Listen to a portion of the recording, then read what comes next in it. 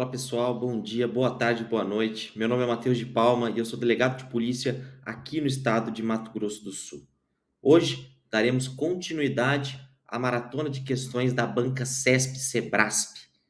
E, sem perder tempo, já vamos em direção às questões, que hoje a gente tem bastante conteúdo para passar para vocês, tá bom?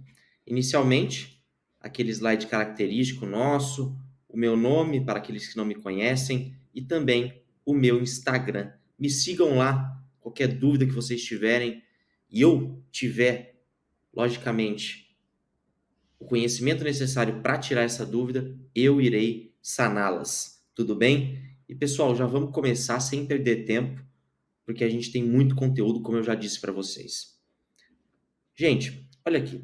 Essa primeira questão, como eu disse para vocês na última aula, as primeiras questões, eu mesmo acabei bolando essas questões com base na jurisprudência mais atualizada, no caso de direito constitucional, do Supremo Tribunal Federal. E o que acontece? Por que eu me prontifiquei a fazer isso? A banca CESP-Sebrasp, ela é uma banca muito conhecida por focar em informativos de jurisprudência, teses de repercussão geral e enunciados de súmulas, sejam vinculantes ou não vinculantes.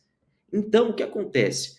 O estudo ele acaba ficando um pouco empobrecido se a gente não acabar bolando, fazendo, criando questões da jurisprudência mais atual do Supremo. E é por isso que eu, como professor, me prontifiquei a redigir, a criar essas novas questões. Tudo bem?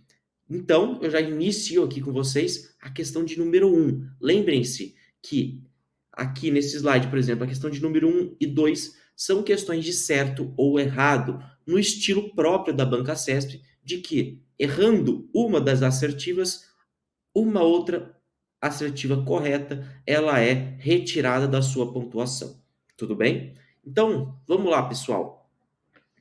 Olha o que decidiu o Supremo. Ou não, né? Verdadeiro ou falso, certo ou errado? A previsão regimental de um regime de urgência que reduz, em casos específicos, as formalidades procedimentais não ofende o devido processo legislativo. Pessoal, isso está certo ou errado? Eu vou explicar para vocês o panorama da questão. O Congresso Nacional, ele possui um estatuto, um regimento interno, e esse regimento interno, em questões tidas como urgentes ou entendidas como urgentes pela Casa Legislativa, esse regimento, na verdade, ele retira algumas formalidades com vistas a dar agilidade ao procedimento, ao processo legislativo. Isso em alguns casos específicos. E a questão acabou chegando no Supremo Tribunal Federal.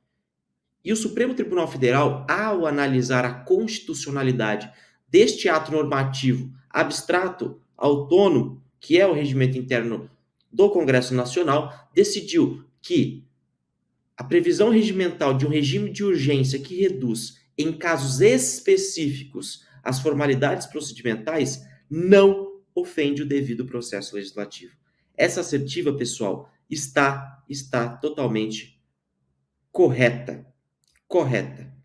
E eu vou explicar para vocês o porquê. Isso porque, pessoal, a matéria reger, tratar sobre regime de urgência em casos específicos é matéria interna corporis ao Congresso Nacional. E por isso não pode, sob pena de violação à separação de poderes, ser controlada pelo Supremo Tribunal Federal. Eu vou ler o julgado com vocês no próximo slide. E olha a questão número 2, também de minha autoria. As circunstâncias que subsidiam o Congresso Nacional a adotar o regime de urgência que foi referido na questão acima em proposições legislativas pode ser controlado pelo STF. Pode ou não, pessoal? Pessoal, não pode. O que acontece?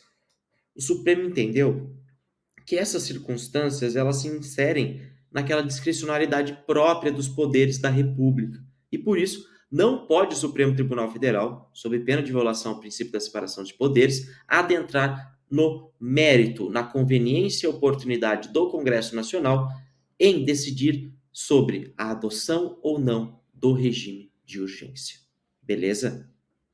Pessoal, eu vou agora ler com vocês Esse, esse julgado do STF está aqui, olha como ele é recente. Tem aí seus 2 meses de vida, 2 meses e alguns dias. Vamos lá. A previsão regimental de um regime de urgência que reduz, em casos específicos, algumas formalidades procedimentais legislativas não ofende o devido processo legislativo. Isto pois, a adoção do rito de urgência é matéria interna corporis, não cabendo ao STF analisar tais circunstâncias. Nessa senda, se não houver desrespeito ao procedimento previsto na CF, é vedado ao judiciário exercer o controle em relação à interpretação das normas meramente regimentais. O que o Supremo entendeu, pessoal? O Supremo inicialmente entendeu que é constitucional essas reduções de formalidades, pois trata-se de matéria interna corporis e, ademais, não havendo violação à Constituição, o Supremo não cabe atuar. Tudo bem? A adoção desse regime de urgência não viola a Constituição. Não existe nenhum dispositivo constitucional que impede a adoção desse regime de urgência. Beleza, pessoal? E olha aqui, pessoal. A gente tem aqui 4 assertivas seguidas sobre intervenção federal. Essas 2 primeiras, elas na realidade são retiradas da jurisprudência do Supremo Tribunal Federal. As 2 últimas, a 5 e a 6, são de lei seca, tá bom? Vamos começar. O não cumprimento de ordem judicial de reintegração de posse em área ocupada pelo MST por vários anos autoriza, segundo o Supremo, a intervenção federal por descumprimento de decisão judicial. Pessoal, a questão é a seguinte: um determinado juiz de direito expediu uma ordem de reintegração de posse em uma determinada área que é ocupada pelo movimento sem terra. E o que acontece? Essa ordem, anos a fio, não foi cumprida. E qual que foi justamente a questão que foi trazida ao Supremo? O descumprimento dessa ordem de reintegração em área ocupada pelo MST por vários anos a fio, por vários anos seguidos, autoriza a intervenção federal? E o Supremo, pessoal, decidiu que não. Então, pessoal, essa assertiva aqui, ó, autoriza, você precisa colocar o não aqui, ó. Tá bom? Não autoriza. Então, essa assertiva está errada, incorreta. Por quê, pessoal? A justificativa vem justamente nessa questão de número 4. Vamos para a leitura da questão. Para o deferimento de intervenção federal, segundo o Supremo, mostra-se necessário a inércia do Estado frente ao cumprimento da ordem judicial. Pessoal, essa questão ela é verdadeira. O Supremo decidiu, pessoal, que nesse caso específico do MST, da assertiva de número 3, não foi comprovado a inércia deliberada e reiterada, dolosa do Estado para o cumprimento. Pois, para a intervenção federal, segundo o Supremo, é necessário que haja a inércia deliberada, seguida e dolosa do ente federativo que viola o pacto federativo por si só. Tudo bem? Entenderam, pessoal? Isso é muito importante. Esses dois julgados aqui, na verdade, eles fazem parte do mesmo julgado.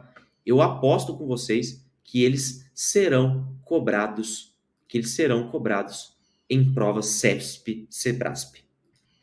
Pessoal, questão autoral de número 5. Quais são os casos em que se exige representação federativa perante o Supremo por ação do PGR? A assertiva aqui fala que é necessário a representação interfederativa, federativa, a IF, nos casos de desrespeito à ordem judicial, não cumprimento de lei federal e violação dos princípios sensíveis. Isso está correto ou incorreto? Pessoal, isso é chato de decorar. Isso é decoreba. Eu sempre falo, pessoal, que às vezes existem questões jurídicas muito complexas, que não envolvem apenas a decoreba. Envolvem você entender o tema, analisar o tema. Um exemplo, tem vários exemplos, eu acredito que controle de constitucionalidade não é decoreba, é entender o tema, é saber todos os conceitos iniciais, objeto, parâmetro, paradigma, entendeu? Órgão competente, esses conceitozinhos chaves para você entender a matéria.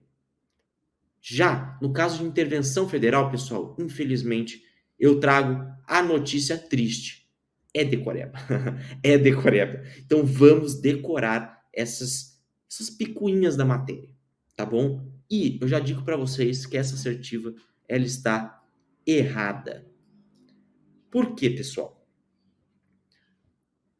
Porque, pessoal, só se exige representação federativa, a IF, nos casos de não cumprimento de lei federal e violação de princípios sensíveis. Nesses dois casos, o PGR, ele adentra, ele impetra, ele ajuiza uma ação direta de inconstitucionalidade genérica, um gênero, né, de ação direta, no Supremo para a decretação da intervenção federal. No caso de desrespeito de ordem judicial, pessoal, o que vai acontecer é que vai haver uma requisição do Poder Judiciário. E essa requisição, pessoal, ela pode ser de 3 órgãos. Essa requisição, ela pode ser de 3 órgãos: do Supremo, do STJ ou do TSE. E o que é que acontece? A doutrina, ela discute muito por que a Constituição trouxe 3 órgãos judiciários como competentes para requisitar a intervenção federal ao presidente da República. E a doutrina, interpretando o dispositivo, entendeu que entendeu que entendeu que entendeu que no caso de desrespeito à ordem do Supremo Tribunal Federal, vai haver uma requisição do STF.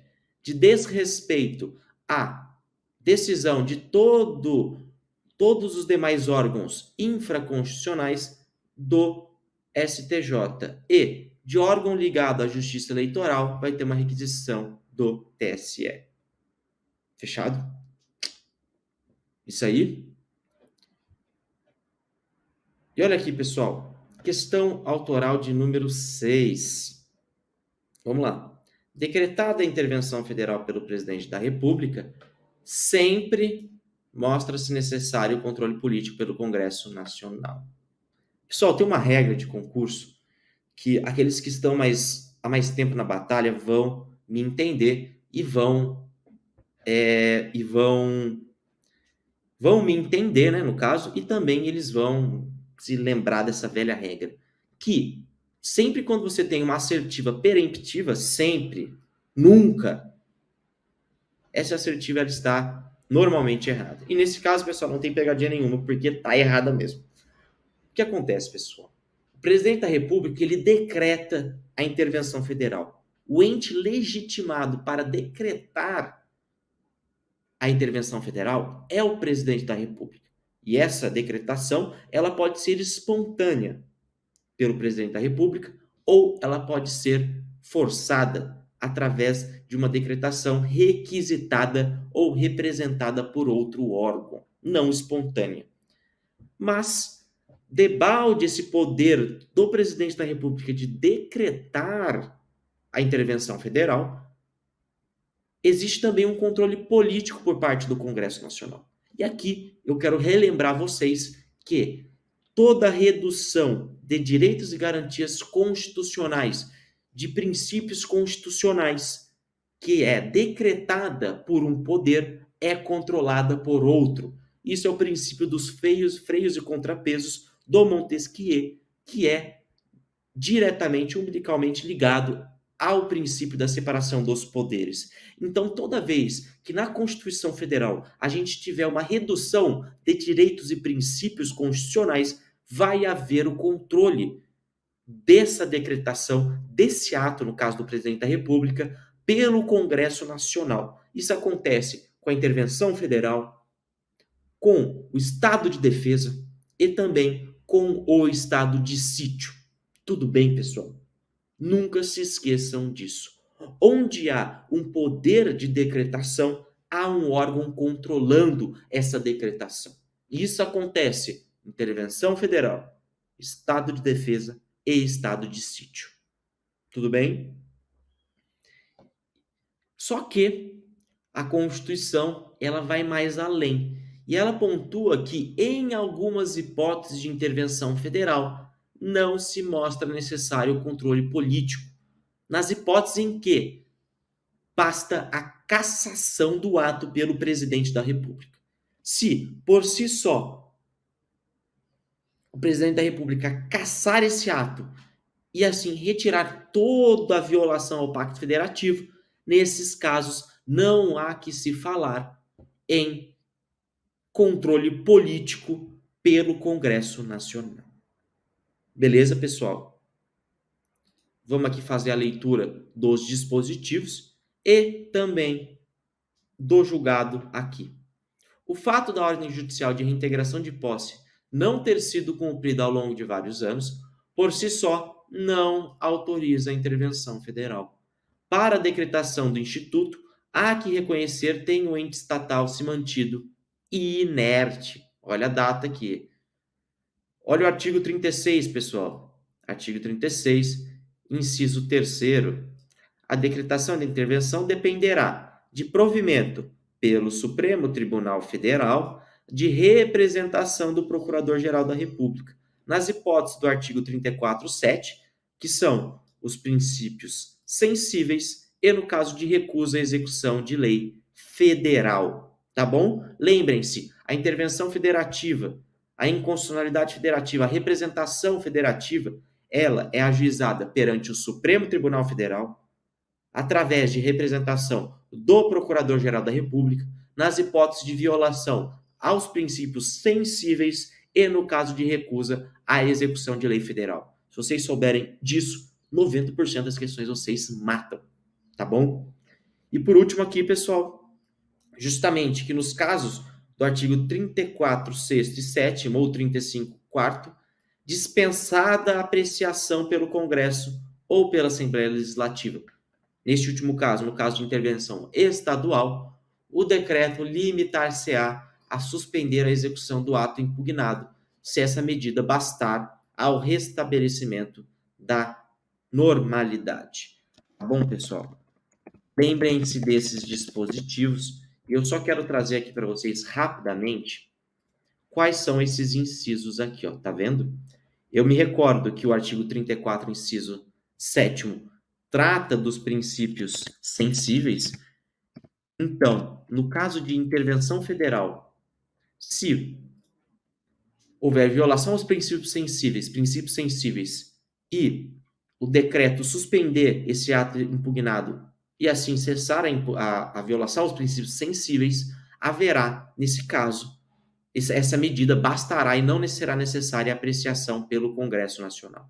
E agora a gente vai conferir o 34.6, que é justamente prover a execução de lei federal, ordem ou decisão judicial, e no caso do 35.4 é de intervenção federal, que fala justamente dar provimento à representação para assegurar os princípios de reprodução obrigatória ou para prover a execução de lei, ordem ou decisão judicial. Tudo bem? Pessoal, vamos seguir. Vamos seguir agora. Pessoal, eu tenho aqui mais duas questões para tratar com vocês. Talvez a aula fique um pouco mais enxuta, mas eu quero tratar detidamente sobre essas duas últimas questões com vocês. Lembrem-se que até agora nós analisamos 6 questões autorais. A primeira das formalidades lá do regime de urgência adotado pelo Congresso Nacional, o julgado de 6/4, e aí vieram 4 assertivas, certo ou errado, a respeito de intervenção federal. Lembrem-se desse primeiro julgado. Vai cair, vai despencar. E muita gente vai cair, tá bom? Muita gente vai cair. E agora, eu vou trazer uma questãozinha aqui da CESP, lá da Secretaria de Fazenda do Ceará, deste ano. Questão que saiu do forno, a CESP fez agora, e pensando aqui em vocês, futuros delegados, e eu, como um professor zeloso, já trago essa questão aqui para vocês. E essa questão, pessoal, ela trata de comissões parlamentares de inquérito. Assinale a opção correta. Vamos lá. Apesar de ter como objetivo a apuração de fato determinado, a CPI pode investigar fatos novos que tenham derivado do fato originário e que a ele estejam relacionados. Pessoal, o que eu vou falar aqui para vocês? Para a instauração da CPI, 3 são os requisitos. 1/3 do Congresso Nacional, que essa CPI ela tenha prazo determinado e que ela investigue fato determinado. Por que isso é importante, pessoal? Porque uma investigação ela deve ser focada. Vocês, como futuros delegados de polícia, irão entender o que estou falando. A investigação ela não pode ter como um âmbito tudo e qualquer coisa, mas ela deve ter um fato determinado, focado, materializado nos autos de inquérito, ou no caso da comissão parlamentar de inquérito, também nos autos de inquérito. Se a investigação ela for abstrata, vazia, cabe a suspensão dessa investigação pelo Poder Judiciário. Tudo bem? A questão que é trazida aqui é que, apesar dessa CPI ela ter como objetivo a apuração de fato determinado, o fato não pode ser indeterminado, ele deve ser determinado, a CPI pode investigar fatos novos que tenham derivado do fato originário. Pessoal, para tristeza de alguns, felicidade de outros, essa assertiva A, ela já é a assertiva alternativa correta. A CPI, pessoal, como requisito de criação, depende da existência de fato determinado. Não obstante, ela pode investigar fatos novos, desde que sejam conexos ao fato originário principal. Beleza? Para a gente não perder a questão logo de cara, vamos ler as demais alternativas. Olha a alternativa B aqui. A instalação de uma CPI se submete ao juízo discricionário do presidente da Casa Legislativa, na qual ela será instalada. Pessoal, essa assertiva alternativa, ela está errada, incorreta. E eu vou explicar para vocês o porquê. Lembrem-se, lembrem que eu falei para vocês na análise da assertiva, da alternativa anterior, que 3 são os requisitos para a criação de uma CPI. 1/3 da Casa Legislativa, fato determinado e prazo determinado. E vocês me perguntam, professor Matheus, por que 1/3 do Congresso Nacional da Casa Legislativa respectiva? Pessoal, porque a CPI ela não pretende a defesa dos direitos e garantias da maioria da Casa Legislativa. A CPI, pessoal, é um instrumento da oposição, do contraste, da democracia, do embate, do julgamento, da cisão entre duas forças. Lembrem-se disso. A CPI é instrumento da minoria, da oposição.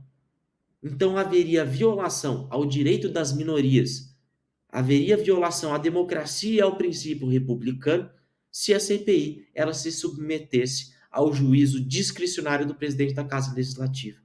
Havendo a formação de quórum de 1/3 dos membros do Congresso Nacional, é obrigatória a formação da CPI pelo presidente da Casa Legislativa. Assim já decidiu o egrégio Supremo Tribunal Federal. Tudo bem? Olha a assertiva C. Olha a assertiva C. CPI podem decretar tanto busca e apreensão pessoal quanto busca e apreensão domiciliar. Pessoal, mais uma alternativa incorreta. Incorreta. E eu vou explicar para vocês, pessoal. A CPI, pessoal, segundo o artigo 58, parágrafo 3º, possui poderes instrutórios próprios da autoridade judicial. Então, a CPI, ela pode fazer tudo o que o Poder Judiciário faz em um processo judicial investigatório, um processo judicial criminal, por exemplo. Então, por exemplo, pode levantar os sigilos de algumas informações, bancário, telefônico. No entanto, pessoal, existem algumas matérias que elas estão submetidas obrigatoriamente a uma decisão judicial. Ah, mas a CPI possui poderes próprios da autoridade judicial. Mas, pessoal, existem questões tidas pela Constituição que somente o Poder Judiciário pode. Nem mesmo a CPI, por equiparação, pode. Porque a Constituição, textualmente, expressamente, fala em o Poder Judiciário pode decretar. Somente o Poder Judiciário, somente o Judiciário, somente o Supremo, e aí vai. Então não pode haver o desvirtuamento dessa CPI, ou melhor, o desvirtuamento dessa cláusula de reserva de jurisdição pela CPI. E eu vou dar alguns exemplos aqui para vocês. E o primeiro exemplo que eu falo é a apreensão domiciliar. Se vocês forem pegar lá o artigo 5º, pessoal, que é o artigo mais importante, o artigo matriz da nossa Constituição, e o inciso 11, ele pontua: a casa é asilo inviolável do indivíduo, ninguém nela podendo penetrar sem o consentimento do morador, salvo em flagrante delito ou desastre, ou para prestar socorro, ou durante o dia por determinação judicial. A Constituição ela é expressa em pontuar: somente o Poder Judiciário, somente por determinação judicial durante o dia é possível o ingresso em domicílio, salvo nas hipóteses de flagrante delito, desastre ou para prestar socorro. A Constituição ela é expressa em outorgar, ao Poder Judiciário, ao juiz togado, a decisão de levantar o sigilo domiciliar. Tudo bem? Outra hipótese aqui que eu trago para vocês, artigo 5º, inciso 12. É inviolável o sigilo das correspondências e das comunicações telegráficas e dos dados e das comunicações telefônicas, salvo, no último caso, por ordem judicial.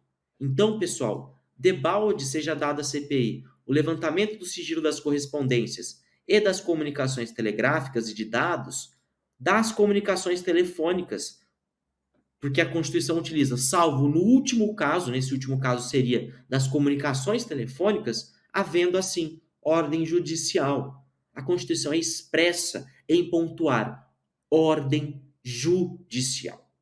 Entenderam aqui, pessoal, o que vem a ser uma cláusula de reserva de jurisdição?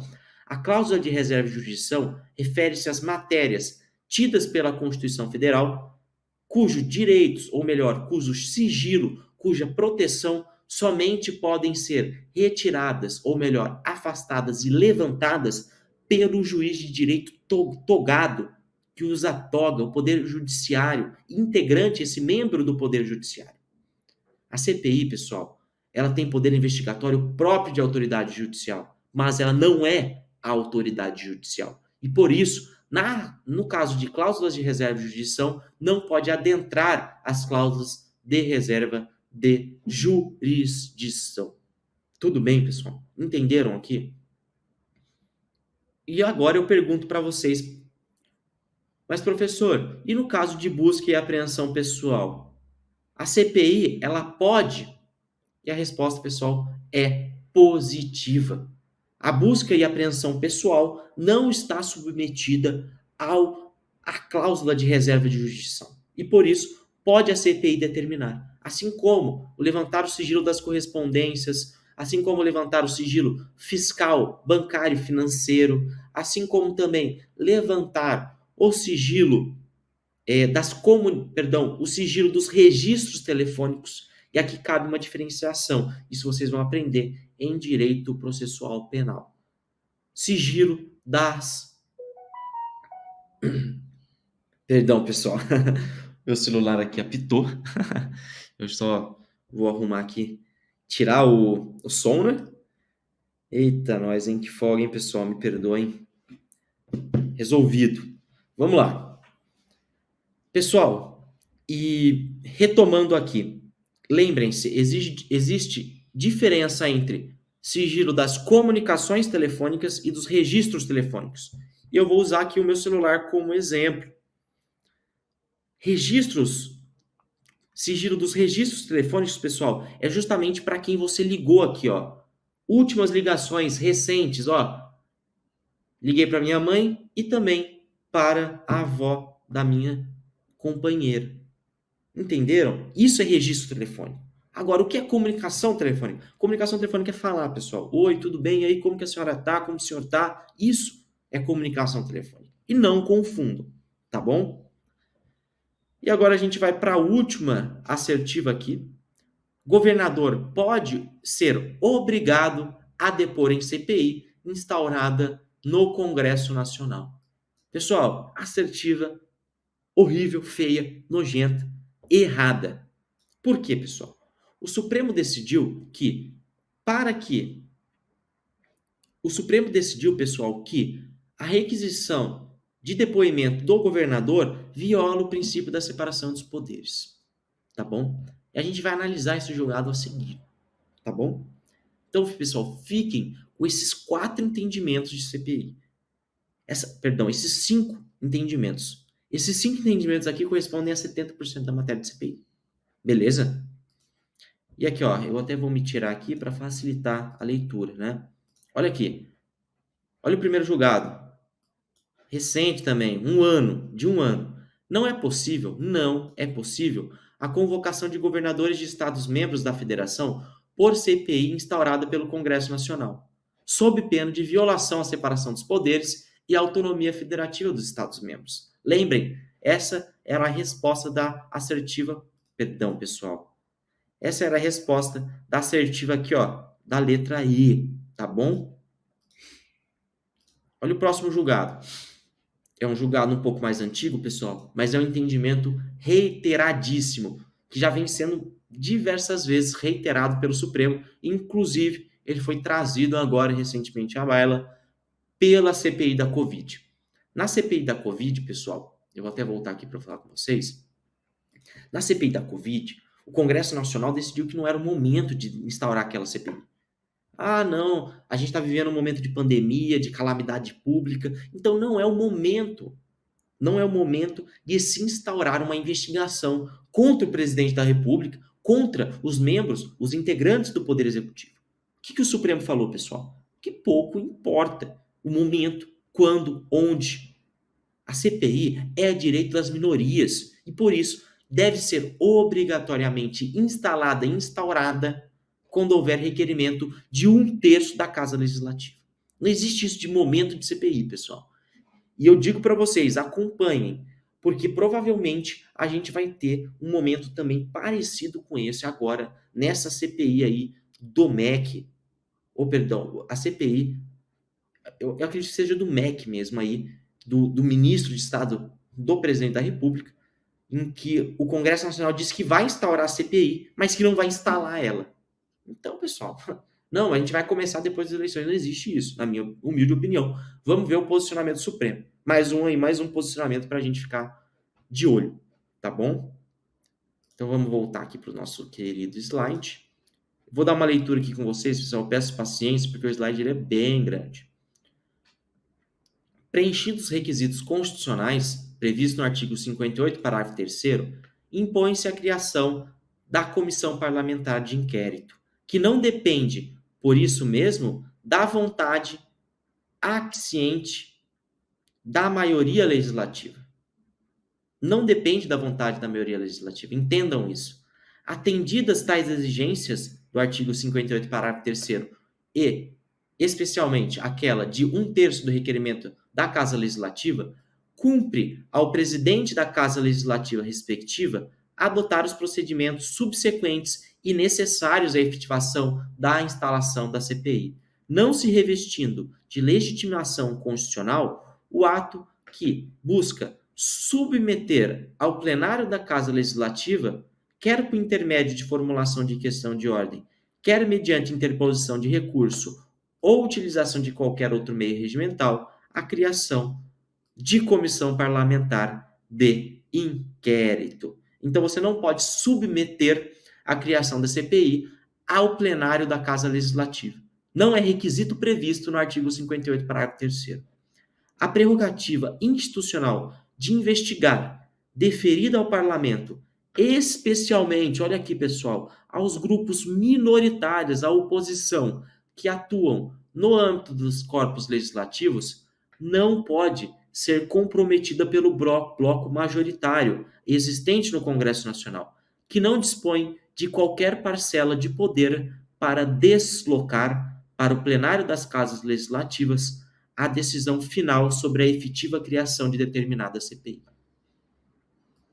Sob pena de frustrar e nulificar de modo inaceitável e arbitrário o exercício pela Casa Legislativa e pelas minorias que o integram do poder constitucional de fiscalizar e investigar o comportamento dos órgãos, agentes e instituições de Estado, notadamente daqueles que estruturam a esfera orgânica do Poder Executivo. A rejeição de ato de criação de CPI pelo plenário da Câmara dos Deputados, ainda que por expressiva votação majoritária, proferida em sede de recurso, interposto por líder de partido político que compõe a maioria congressual, não tem o condão de justificar o direito de investigar que a própria Constituição da República outorga às minorias que atuam no Congresso Nacional. Pessoal, leitura sufocante, né? Mas eu digo para vocês, lembrem, direito das minorias, 1/3 da Casa Legislativa instaura obrigatoriamente a CPI. Não pode se obstar a criação da CPI no plenário da Casa Legislativa, ainda que por maioria de votos. Beleza? Isso porque é um direito das minorias. Pessoal, aqui por fim, eu trago aqui para vocês o julgado a respeito da cláusula de reserva de jurisdição.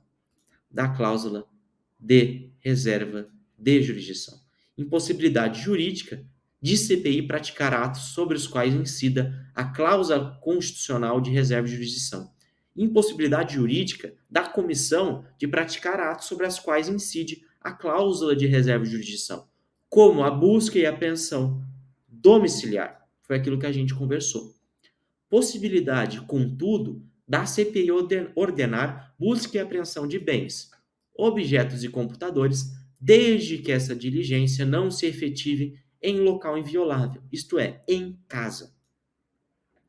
Em local inviolável, como os espaços domiciliares, sob pena, em tal hipótese, de invalidade da diligência e de ineficácia probante dos elementos informativos dela resultantes. E eu digo para vocês, pessoal, como a CPI pode agir no caso em que ela quiser afastar algum sigilo submetido à cláusula de reserva de jurisdição. Por exemplo, a CPI ela pretende, no caso, uma busca e apreensão domiciliar ou a interceptação telefônica.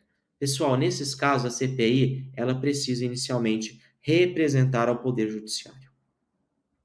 Como faz o delegado de polícia, como faz aí, no caso, o promotor de justiça, requerendo esse afastamento desses sigilos. Beleza, pessoal? Pessoal, esse slide ele tá importante, hein, pessoal? Como eu disse para vocês, 70% de CPI tá nesses dois slides. Beleza? Pessoal, vamos aqui já nos dirigindo para o nosso final da aula. Mais uma questão aqui, ó. Olha PCRJ Delegado 2022. E eu já falo para vocês, eu sei que a CESP Sebrae tão somente organizou o concurso de delegado do Rio de Janeiro. Mas essa questão ela tem cara de CESP. Os examinadores, os colegas lá do Rio de Janeiro que elaboraram essa questão, eles se imiscuíram, colocaram a camisa escrito CESP e escreveram essa questão porque ela tem muito cara de CESP. Vocês vão ver, porque ela pede entendimento do STF, novidades, entendimentos atualizados do STF, tá bom? Vamos lá, pessoal. Em conformidade com a Constituição Federal e a jurisprudência do Supremo Tribunal Federal, uma Constituição estadual que estabelecesse, vamos lá, novas hipóteses de foro por prerrogativa de função para o cargo de delegado. Previsão de lei orgânica, ou melhor, 2. Previsão de lei orgânica da Polícia Civil ser veiculada por lei complementar. 3. Determinação ao legislador de observância de isonomia remuneratória entre policiais civis e policiais militares. Pessoal, esses três dispositivos da Constituição Estadual, eles são constitucionais ou não? Pessoal, vamos analisar um a um.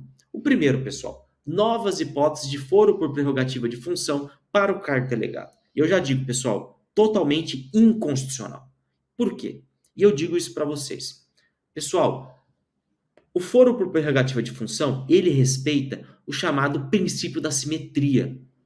Os estados membros, eles precisam, nas suas constituições estaduais, respeitar o princípio da simetria, uma vez que as normas de foro por prerrogativa de função são normas de repetição. E por isso, essas normas elas devem respeitar o princípio da simetria e eles precisam estar paralelamente muito iguais e semelhantes ao modelo federal. Então, pessoal, é óbvio que é possível que a Constituição Federal ela defira foro por prerrogativa de função, ou melhor, retomando, que a Constituição Estadual ela defira foro por prerrogativa de função aos secretários estaduais, uma vez que os ministros de Estado da República possuem, no modelo federal, foro por prerrogativa de função. Então, o modelo, pessoal, ele precisa ser paralelo, ele precisa ser muito parecido, em respeito ao princípio da simetria. No entanto, pessoal, o delegado de polícia, debalde a sua função extremamente importante na persecução penal do Estado brasileiro, o delegado de polícia, no modelo federal, pessoal, não possui foro prerrogativa de função. E eu digo, é a única autoridade que não possui. Promotores possuem, juízes possuem, as autoridades públicas do Poder Executivo e Legislativo possuem, o delegado de polícia não possui, assim como o defensor público. O defensor público, eu acredito que logo isso vai mudar. Porque eles já estão numa equiparação com o Poder Judiciário e o Ministério Público muito grande. Mas eu digo para vocês, o delegado de polícia, no modelo federal, não possui foro prerrogativo de função. E por isso, segundo o Supremo, em razão do princípio da simetria, o delegado de polícia ele não pode possuir foro por prerrogativa de função nas constituições estaduais. Sussa. Vamos lá. Olha aqui o dispositivo item 2 do enunciado. Previsão de lei orgânica da Polícia Civil ser veiculada por lei complementar. Pessoal, o Supremo Tribunal Federal, em julgado antigo, decidiu que era possível veicular a lei orgânica da Polícia Civil através de lei complementar, segundo disposição da Constituição Estadual, ainda que a Constituição Federal nada fale. Só que, recentemente, o Supremo Tribunal Federal alterou esse entendimento. E hoje, pessoal, o Supremo entende que as hipóteses de lei complementar previstas na Constituição Federal são de reprodução obrigatória aos estados. Os estados eles não têm baliza, não têm caminho para ampliar essas hipóteses. Tudo bem? E por isso, pessoal, o Supremo Tribunal Federal entendeu que as hipóteses de lei complementar elas são restritas àquela da Constituição Federal. Tudo bem? Então houve uma mudança de entendimento da Corte Legislativa do Supremo Tribunal Federal. Tá bom? E olha aqui, pessoal, o item de número 3. Determinação ao legislador de observância de isonomia remuneratória entre policiais civis e policiais militares. Pessoal, a isonomia remuneratória entre os colegas militares e os colegas policiais civis é constitucional ou não? O Supremo Tribunal Federal, pessoal, entendeu que essa disposição prevista em muitas constituições, em muitas constituições estaduais, ela é inconstitucional, uma vez que é vedada a equiparação de parcelas remuneratórias entre carreiras distintas, nos termos da Constituição Federal. É um inciso lá previsto no artigo 37 da Constituição. Tudo bem, pessoal? Vamos ler aqui as assertivas. A gente percebeu que as três aqui, ó, essas três, elas são inconstitucionais, hein? Inconstitucionais. Beleza? Vamos lá. Constitucional em relação à instituição de foro prerrogativa de função. Tá errado já. Feio, hein? Feio, hein, pessoal? Feio. Olha a assertiva B. Completamente constitucionais as três. Horrível, meu pai do céu. Me mata do coração. Constitucional em relação à previsão de lei complementar. Errado, pessoal. Errado. Lembre-se que eu disse para vocês. Inicialmente, o Supremo tinha esse entendimento, que a lei da Polícia Civil Estadual, ela poderia ser vinculada por lei complementar, desde que previsto na Constituição Estadual, uma vez que as hipóteses de lei complementar não eram taxativas àquelas da Constituição Federal. No entanto, houve uma reviravolta, uma mudança constitucional e atualmente as hipóteses de lei complementar, elas são restritas àquelas da Constituição Federal, cabendo aos estados repetir esse modelo em sua circunscrição. Vamos lá. Assertiva D. Constitucional tão somente em relação à determinação ao legislador de observância de isonomia remuneratória entre os colegas policiais civis e os colegas policiais militares. Pessoal, isso está falso. Lembrem que eu disse para vocês. Então, pessoal, aqui a assertiva correta é a letra, o item E. Tá bom? Eu vos digo aqui que essa questão é muito boa, hein? Pô. E a gente aqui, pessoal, vai terminando o nosso estudo de hoje. A gente vai analisar os 3 julgados cobrados na questão anterior a respeito dessas 3 hipotéticas normas da Constituição Estadual. Hipótese de foro prerrogativa de função para o delegado, a lei orgânica da Polícia Civil ser veiculada por lei complementar e a determinação de observância de isonomia remuneratória entre os policiais civis e os policiais militares. Tá bom? Vamos lá, pessoal. Olha aqui. O primeiro julgado aqui trazido que eu trouxe para vocês. É inconstitucional. Olha onde está grifado. É inconstitucional dispositivo da Constituição Estadual que confere foro por prerrogativa de função para procuradores do Estado, procuradores da Assembleia Legislativa, defensores públicos e delegados de polícia no Tribunal de Justiça. Por quê, pessoal? Por violação ao princípio da simetria.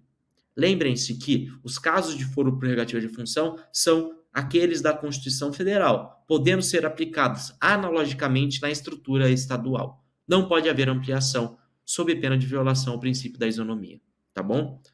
Olha aqui o nosso segundo julgado. A Constituição, olha aqui, a Constituição Estadual não pode. Olha onde está grifado. Eu grifei para vocês as palavras-chave. Não pode ampliar as hipóteses de reserva de lei complementar previstas na Constituição Federal. Isto é, não pode criar outras hipóteses em que é exigida lei complementar além daquelas que já são previstas na Constituição Federal. Entenderam, pessoal? E não se esqueçam, esse é o entendimento que decorre de uma reviravolta jurisprudencial no âmbito do Supremo Tribunal Federal, uma vez que, anteriormente, o Supremo entendia que era possível essa ampliação por norma da Constituição Estadual. Atualmente, conforme o julgado trazido aqui para vocês, não é mais possível essa ampliação do rol de lei complementar, de hipóteses de lei complementar. Tudo bem? E eu digo aqui para vocês, pessoal, o último nosso julgado aqui que eu trouxe para vocês. A norma da Constituição Estadual que determina ao legislador a observância da isonomia na remuneração entre as carreiras de policiais civis e policiais militares, olha a palavra-chave, viola a proibição de vinculação entre espécies remuneratórias consagradas no artigo 37(13) da Constituição, tendo em vista a dessemelhança entre as atribuições dos cargos e as organizações das carreiras, e a impossibilidade de o Constituinte Estadual atribuir ao legislador competência concorrente para legislar em desacordo com a Constituição da República. Pessoal, a equiparação remuneratória entre a Polícia Civil e a Polícia Militar viola a vinculação entre espécies remuneratórias. A Constituição proíbe a vinculação de espécies remuneratórias, nos termos do artigo 37(13). E além disso, pessoal, além desse argumento de violação ao artigo 37(13), não existe semelhança entre as atribuições dos cargos da Polícia Judiciária, que é eminentemente repressiva e que atua como Polícia Judiciária para investigar infrações penais, e as atribuições da Polícia Militar, que é uma atividade ostensiva, preventiva, com vistas à garantia da ordem pública. E, além disso, pessoal, não é possível que o constituinte estadual, uma vez que vinculado ao poder constituinte originário, ele legisle de maneira concorrente em desacordo com a Constituição Federal. Pessoal, tão somente aqui para terminar com vocês, eu quero só fazer a leitura. Se possível, aí abram o Vademecum de vocês, o Planalto, qualquer coisa parecida, e eu quero ler esse artigo 37 com vocês. O artigo 37, eu digo para vocês que é um pouco impossível a gente ler, porque ele é muito grande. E aí eu vou extrapolar o meu tempo aqui, que eu tenho um tempo de aproximadamente 1 hora para conversar com vocês de algumas questões da banca CESP-Cebrasp. Mas eu quero ler esse artigo 37, inciso 13. Olha aqui. É vedada a vinculação ou equiparação de quaisquer espécies remuneratórias para o efeito de remuneração de pessoal do serviço público. Não pode haver a equiparação de espécies remuneratórias no serviço público. Beleza, pessoal? Pessoal, 51 minutos de vídeo, muito conteúdo trazido aqui para vocês. Espero que vocês tenham gostado. Me coloco desde já à disposição de todos os alunos que tiverem alguma dúvida. E, além disso, também toda a equipe do Dedicação Delta, seja através do Instagram, do WhatsApp, o nosso canal no Telegram, estamos à disposição dos alunos. E eu digo, pessoal, esse ano, 2022, é o ano do concurso para delegado, tá bom? Tenham noção disso. Estudem, tenham afinco. Eu digo para vocês, a realização ela vem. E eu falo isso como uma realização pessoal minha. Hoje eu sou delegado de polícia e sou realizado. Eu quero que vocês sintam esse mesmo sentimento. Eu quero compartilhar esse sentimento com vocês. Estamos juntos. Contem comigo e com todo o corpo Dedicação Delta. Eu só volto aqui, pessoal, naquele slide característico para vocês eventualmente me seguirem lá no Instagram, tá bom? Então, pessoal, desde já, um bom dia, uma boa tarde e também uma boa noite.